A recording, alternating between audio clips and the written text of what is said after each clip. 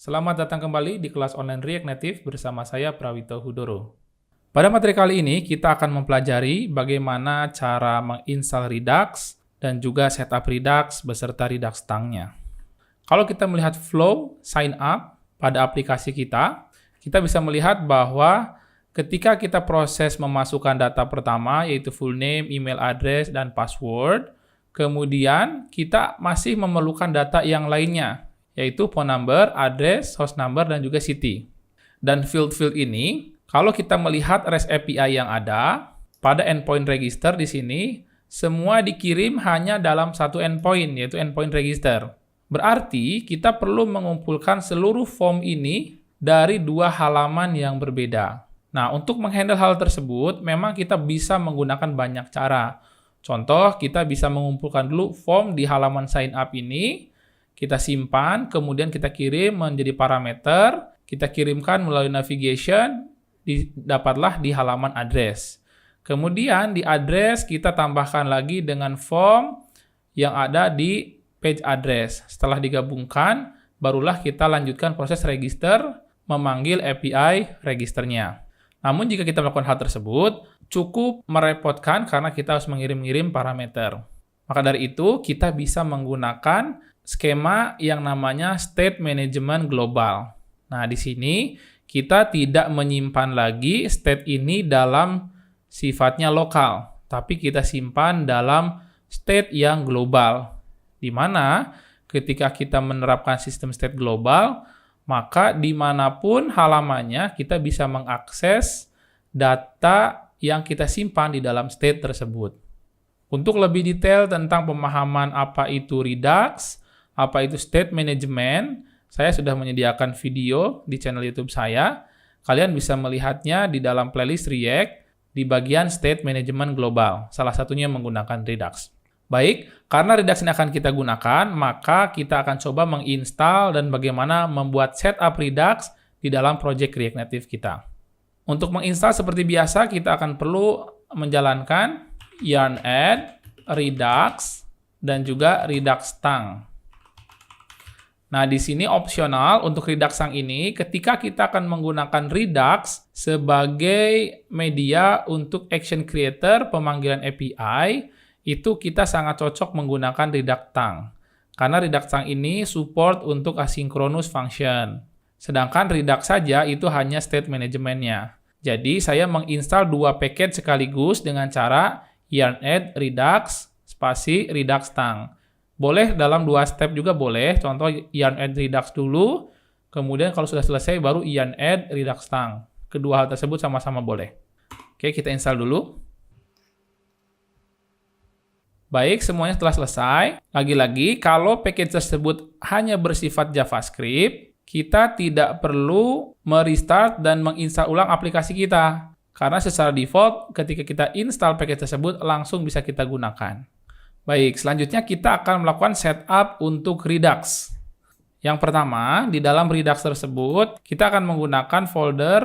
Kita minimize dulu semua foldernya supaya mudah dilihat. Untuk setup Redux ini, kita akan menggunakan folder khusus yaitu bernama Redux. Nah, di sini yang diperlukan pertama adalah kita akan setup store.js. Artinya kita akan menyimpan semua data kita atau state kita di dalam store. Nah, dalam store ini konsepnya hampir sama dengan state pada umumnya.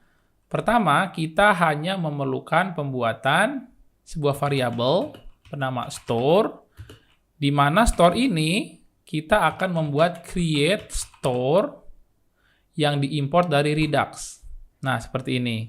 Seperti biasa kita perbaiki karena tadi belum ada import apapun, jadi dikiranya ini project Node.js. Kita perbaiki import create store from Redux. Nah, selanjutnya create store ini memerlukan sebuah parameter berupa reducer. Reducer ini sebenarnya adalah kumpulan dari state-state yang kita akan jadikan sebagai state global. Nah, reducer ini dari mana? Nanti kita akan membuat file tersendiri untuk reducer. Sementara kita akan buat dulu saja di sini const reducer. Nah, seperti ini nanti kita akan perbaiki. Nah, kita panggillah reducer tersebut. Kemudian, setelah reducer, karena tadi saya bilang saya akan menggunakan Redux-Tang sebagai middleware dalam menghandle asynchronous function, maka saya akan panggil di sini apply middleware yang diimport dari Redux. Selanjutnya, saya akan panggil middleware apa yang saya gunakan. Saya akan menggunakan Redux. Saya buat dulu ya, saya import dulu. Saya import, saya berikan nama Tang from Redux-Tang. Artinya saya memanggil Redux-Tang-nya. Kemudian saya masukkan ke dalam parameter apply middleware-nya. Oke, seperti ini saja setup untuk store. Store ini adalah tempat menyimpan seluruh data state kita. Nah, kemudian kalau sudah kita export default store. Artinya kita menyiapkan store ini supaya bisa digunakan di mana saja. Nah, sekarang kalau sudah selesai, kita akan memperbaiki format reducernya. Saat ini kita buat sementara dulu pakai variabel reducer, namun yang benar adalah kita akan membuat sebuah folder baru bernama reducer. Nah, reducer ini sebenarnya adalah state. State ini karena nanti akan ada banyak halaman dan banyak flow, saya akan membuat file di dalam reducer ini sesuai dengan page-nya atau sesuai dengan flow-nya. Contoh kalau flow authentication, saya akan menyimpan dalam file authentication, sedangkan kalau flow-nya mungkin dia tidak memiliki flow yang global, tapi memiliki nama page, saya bisa memberikan nama page-nya juga. Nah, di sini saya akan coba membuat nama sesuai dengan nama flow-nya, yaitu auth atau authentication, kalau mau panjang boleh, .js. Nah, kemudian selain daripada file ini, seperti biasa dalam folder ini saya akan membuat index.js juga. Nah, kenapa saya membuat index.js? Seperti saya bilang tadi, karena nanti reducernya akan banyak, tidak hanya satu file saja. Nah, semuanya akan saya kumpulkan dalam index.js. Nah, apa sih yang dibuat di dalam index.js ini? Sebenarnya kita hanya membuat const reducer. Tadi kan kita butuh reducer tuh di store. Nah, kita buat sekarang variabelnya di sini. Nah, apa yang dilakukan di reducer ini? Nah, kita mengcombine reducer. Jadi kita kumpulkan, kita gabungkan semua reducer yang ada. Kita buat combine reducer, kemudian kita masukkan semua reducer yang ada. Contoh, kita perbaiki dulu importnya seperti biasa. Import combine reducer from Redux. Oke.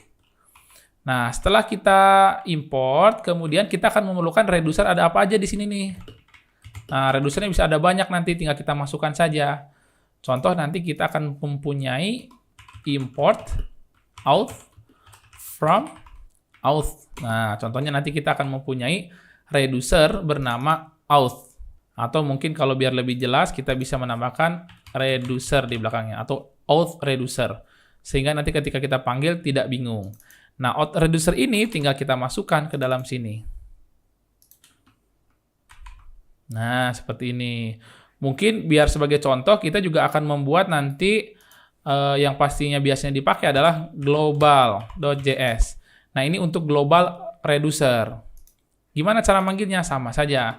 Kita import global reducer from global. Nah, sekarang global masih belum ada, sementara kita import saja seperti ini.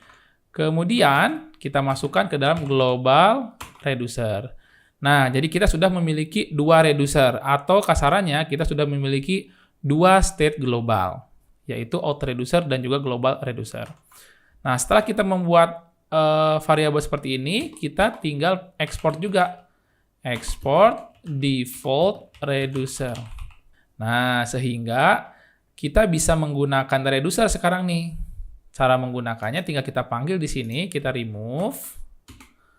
Nah, kita import reducer from reducer. Nah, jadi sekarang kita sudah memiliki reducernya dengan cara men-setupnya di index.js seperti ini. Nah, sekarang kita akan coba create masing-masing reducernya, dimulai dari auth reducer. Di auth reducer ini nanti kita akan membuat sebuah state. State apa aja yang diperlukan? Contoh, kita akan membuat pertama mungkin variabel dulu initial state.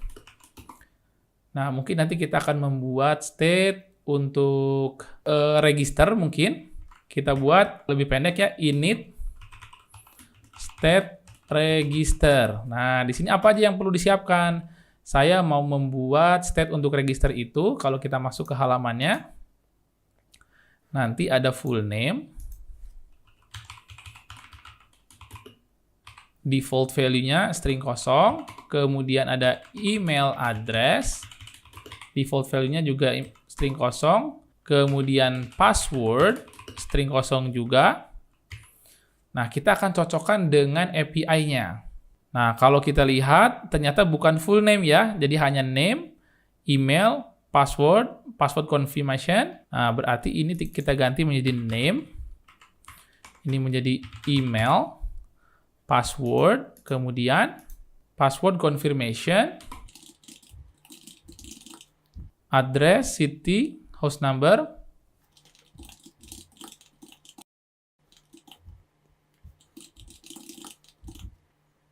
sama phone number terakhir. Nah, baik. Sekarang kita sudah punya init state untuk register saja. Nah, selanjutnya apa sih yang dilakukan untuk membuat reducer itu, atau bagaimana cara membuat reducer itu? Hampir mirip dengan pembuatan state, cuman bedanya ini function saja. Contoh, kita akan membuat register reducer. Nah, contohnya seperti ini. Kemudian kita akan membuat sebuah function. Di function ini, dia akan memerlukan dua parameter. Yang pertama state, yang kedua adalah action. Nah, jadi ini mirip-mirip kalau kita membuat useState itu kan kayak gini. Const nama state-nya, set nama state-nya. Atau dengan catatan, dengan kata lain, ini nama state-nya, ini function untuk ngerubahnya. Nah, ini juga hampir sama. Ini nama state-nya, ini function untuk ngerubahnya. Nah, di sini kemudian yang di-return apa? Pertama yang di-return seluruhnya pastinya state kita return. Nah, namun nanti dalam berjalan kita akan menambahkan logic. Contoh, jika ada action.type, artinya nanti kita mengirimkan kepada si reducer ini, tolong kalau ada action.type sama dengan, kalau ada action type sama dengan set register. Nah, kalau ada action type namanya ini, maka tolong return, yang di-return bukan state aja, tapi kita copy state lamanya, kemudian kita ganti beberapa field sesuai dengan field di dalam register. Contohnya ada name, kita rubah dari action.value.name, kemudian untuk email, kita buat dengan action.value.email, password sama, kita buat action.value.password. Nah, di sini ada password confirmation. Sedangkan dari sisi UI-nya tidak ada form untuk password confirmation. Nah, kita ambil aja value-nya sama dari password. Action.value.password. Seperti ini. Nah, kalau di halaman sign up hanya 4 form ini saja. Name, email, password, dan password confirmation yang bisa kita isi. Sisanya nanti akan kita isi di halaman address. Nah, sekarang kita cukupkan ini dulu. Kemudian mungkin nanti ada lagi jika action.type-nya sama dengan set address, maka kita akan mereturn state lamanya kita copy, kemudian name-nya kita bikin action.value.address. Bukan name ya, tapi ini address-nya.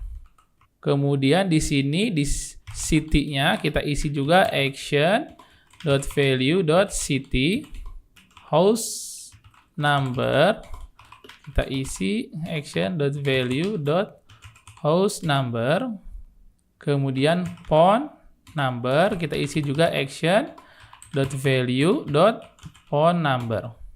Nah, kita sudah menyiapkan reducer untuk register reducer.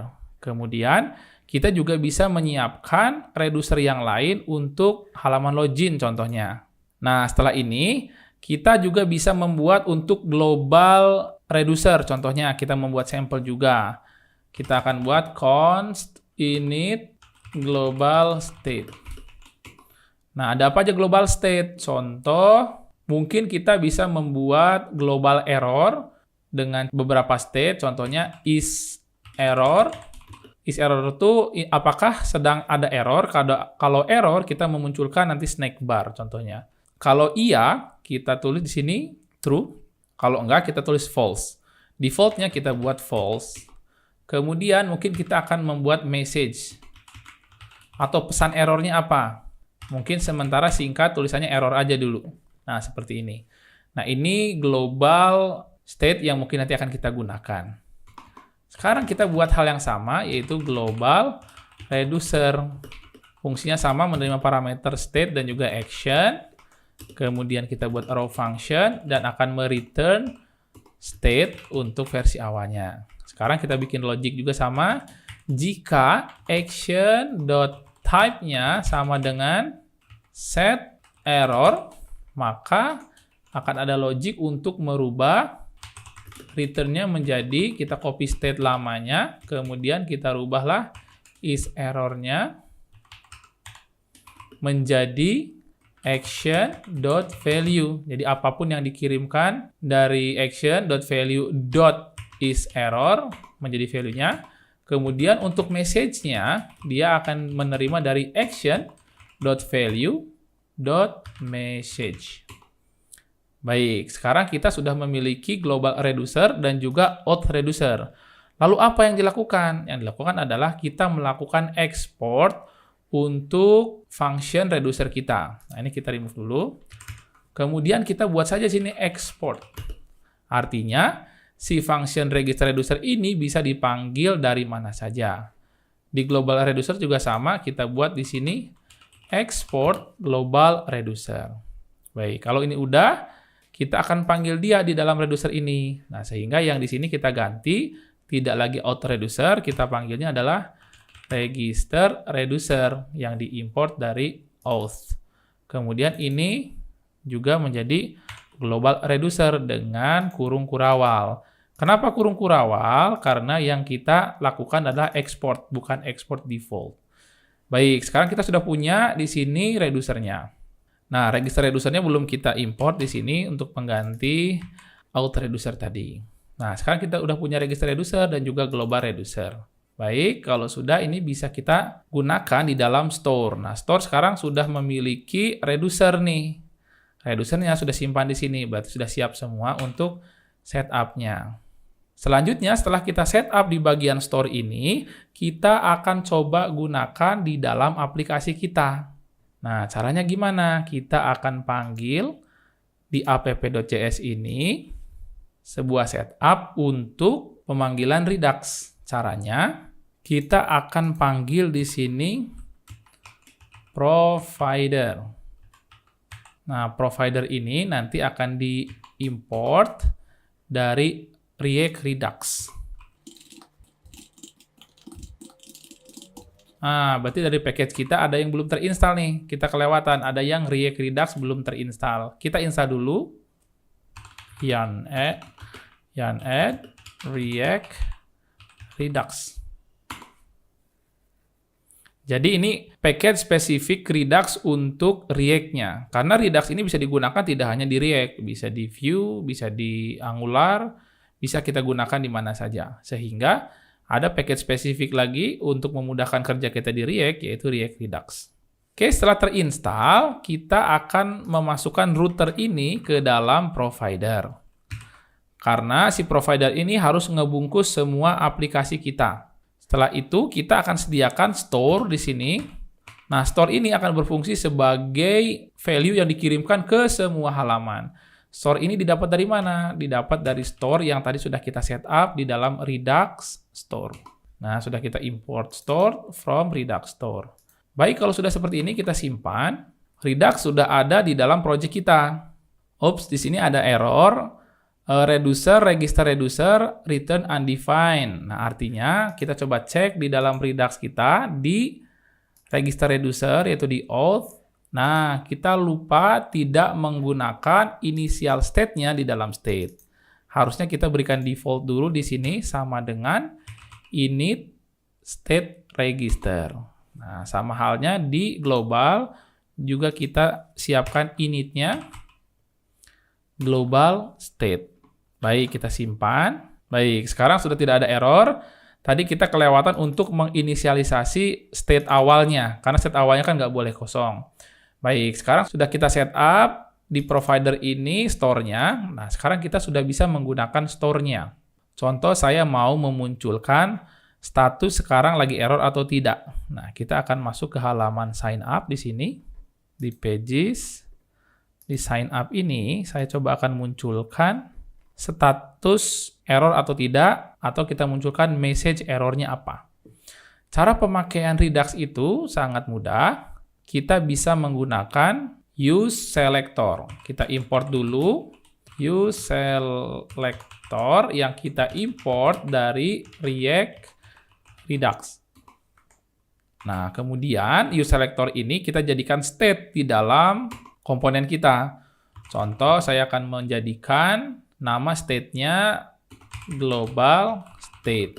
Cara pemanggilannya use selector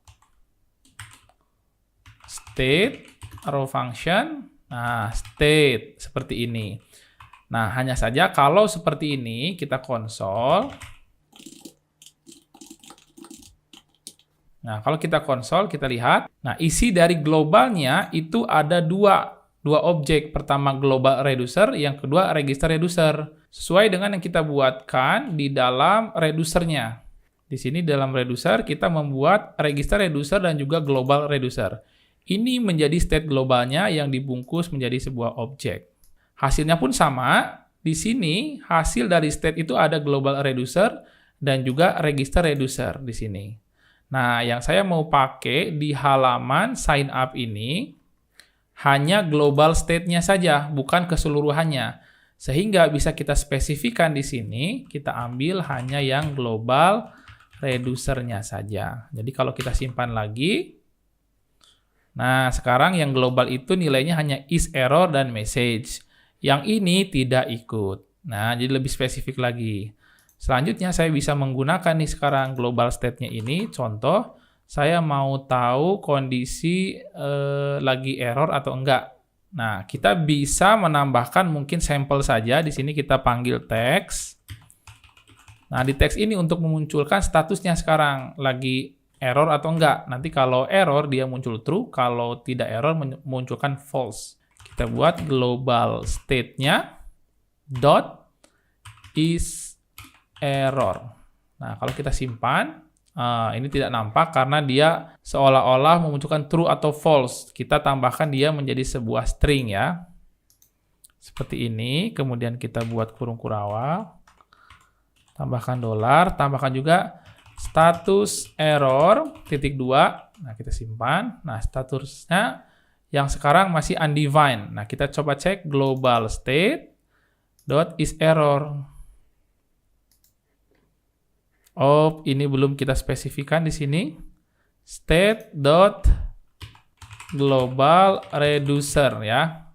Kehapus sepertinya. Nah, baik. Sekarang masuk lagi ke sini nih. Status error false. Kalau kita coba rubah di dalam reducer kita, default-nya coba kita ganti menjadi true sekarang. Kita simpan. Nah, di sini menjadi berubah juga. Sehingga kita sekarang memiliki state yang global. Jadi bisa dipakai dari mana saja, dari halaman mana saja. Baik, nah sekarang kita kembalikan kepada false. Oke, dengan demikian kita sekarang sudah membuat setup untuk Redux kita, dan sekarang Redux kita sudah siap digunakan di page manapun. Oke, demikianlah proses instalasi, penjelasan Redux, dan juga setup Redux-nya di dalam project React Native. Semoga bermanfaat.